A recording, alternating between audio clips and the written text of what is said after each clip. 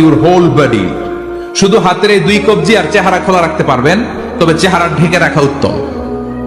একজন মহিলা বোরকা পড়ছে কিন্তু চেহারা খোলা, তার হেজাব হয় নাই, পর্দা হয় নাই, এটা বলা যাবে, কিন্তু উত্তম হচ্ছে চেহারা ঢেকে রাখা, কারণ চেহারা সৌন্দর্যের রাজধানী।